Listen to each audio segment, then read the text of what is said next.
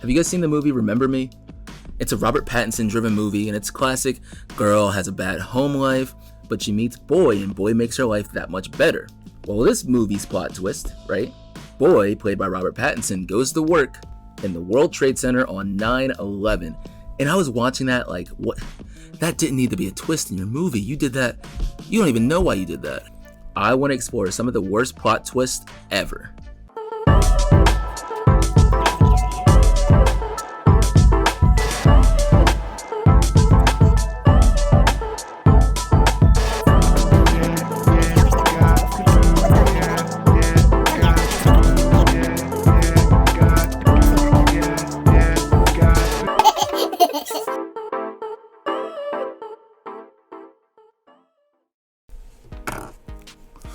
What's going on, guys? My name's Cliff, and this is Unpack That Bull, the show where we take a deep dive into pop culture.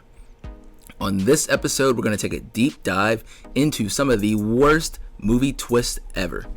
I really feel like M. Night Shyamalan made this genre famous, like the plot twist. The end of Signs, nigga, like, oh shit, he sees ghosts. Sam Darnold ass. Alright, but like, really, some movies could just be gone straightforward. We could just take an ending and that's fine. I do not need you to go and, ha, you didn't see that coming. So, have you guys seen Shutter Island? Of course you have. You know, this place makes me wonder. Yeah, what's that, boss? Which would be worse? To live as a monster? Or to die as a good man? Shutter Island is about Teddy Daniels, played by Leo DiCaprio. He's called to Shutter Island to investigate the disappearance of a patient from the island's psychiatric facility. What follows Teddy is a Hitchcockian thriller as he begins to unravel the secrets of Shutter Island, discovering evidence of a sinister conspiracy headed by the facility's head doctor, played by Ben Kingsley. So this one is stupid because, as most people guessed, Teddy is the escaped patient, right? We all knew what was going on. In fact, the entire film was a delusion he created to avoid dealing with the guilt of losing his wife and child to his wife's murder-suicide, which means that the doctors have just been letting him run around the island, pretending he's solving a mystery, harassing patients and doctors, and just being a total nuisance. That seems kind of irresponsible. Speaking of plot twists, do you guys remember the end of Saw, where the dude that was dead actually ends up being the killer?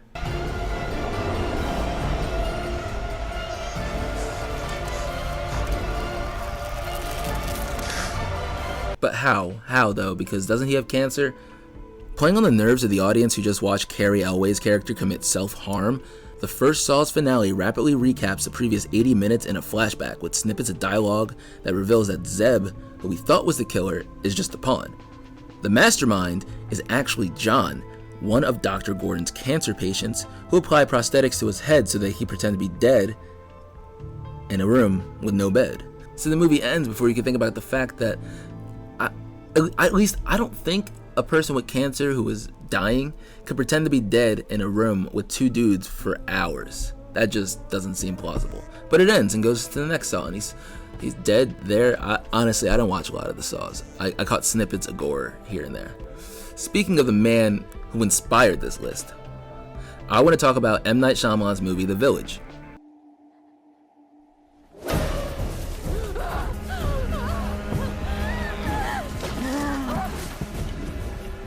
This movie is based on a group of colonial-era settlers living on the edge of a forest, haunted by sinister monsters.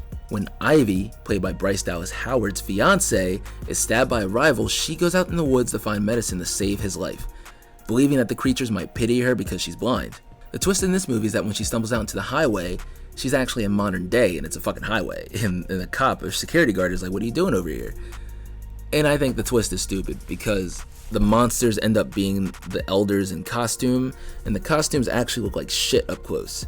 That looks fake. I'm sorry. I never would. If I would have saw one, like maybe at night, I'd be scared, but as soon as I saw some in the day, I'm out. I'm like, what's that? Is that a wall? Is that a concrete wall? I'm climbing that. Source Code is another movie that has a plot twist that we just don't need. It was just weird too.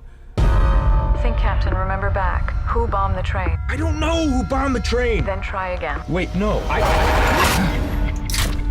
So, what do you think? It's the same train, but it's different. Jake Gyllenhaal plays Captain Coulter Stevens, a pilot who effectively dies on a mission in Afghanistan, but he's kept in a comatose condition so he can be used in this military experiment that keeps people alive but allows them to get sent into other dead people's body and get to live the last 8 minutes of their life. Stevens is repeatedly sent back into the body of Sean Fentress and tasked with investigating a train bombing. But contrary to what he's been told by the scientists monitoring him, Stevens discovers that he's able to change the history in this alternative timeline by doing certain things, and ultimately he figures out how to thwart the attack. The movie ends and he's permanently taken over the body of Sean Fentress. Yeah, so he can be with the love interest. That's a lot of rhymes, but I said that right though. Poor Sean Fentress, even though he's gonna die, he could have lived in this universe. They could have pulled Jake Gyllenhaal out and he could go on to stop other attacks. But he takes over Sean's body, and in this alternate timeline, that shouldn't even be a thing. What? So it really just is him and his brain in this alternate timeline that they can't access him anymore, but he's just, pull the plug. He's not useful anymore. It shouldn't even be a thing. I know it's not a movie, but I want to talk about How I Met Your Mother's season finale, the plot twist. Because, plot twist, oh, spoilers.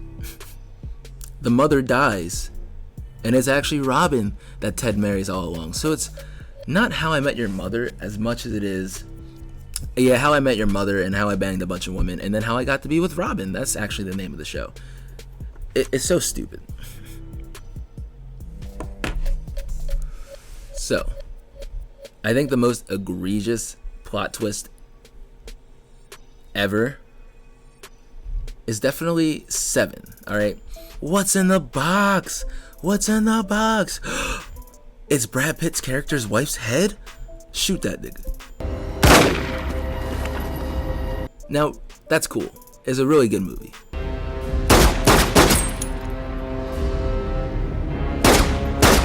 But it doesn't make sense. Hear me out. So Spacey's character John Doe has been planning these murders a year in advance. He puts Brad Pitt's character's wife's head in a box. Put the gun down. I saw you with the box. What was in the box? Because I envy your normal life. Put the gun down, David. It seems that envy is my sin. Oh, what's in the box? Not till you give me the what's gun. In the fucking box? Give me the gun.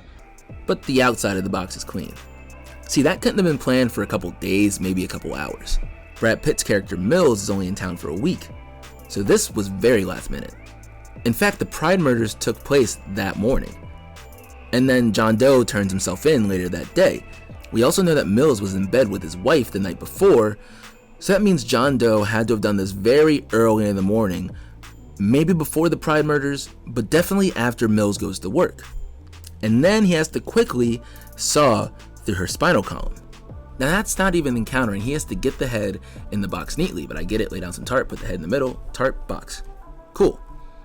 Now he has to find an all-day shipping service that ships to anywhere. And it has to be shipped on Sunday, the Lord's Day. It's football. And then he has to say to them, yo, can you actually take this to the middle of the desert to be delivered at this specific time? Now granted, he has to take this package somewhere, which means he has to get dressed in non-bloody clothing. But when he turns himself in, You're looking for me. he's covered in blood again. So he got dressed to get back dressed? That doesn't make sense. Bruh, what? Also, he took a cab to the precinct or he walked. Because either way, that's the most awkward walk cab ride ever. All this timing to get to the police station, to get to the middle of the desert, to get the box delivered. That's crazy. This nigga, that doesn't make sense. Tell me that doesn't make sense. Or maybe tell me it does make sense. Also, tell me some of the plot twists that I missed. It is a lot of rhyming this episode. Thanks for watching, guys. As always, my name's Cliff, and this has been Unpack That Bowl. Peace.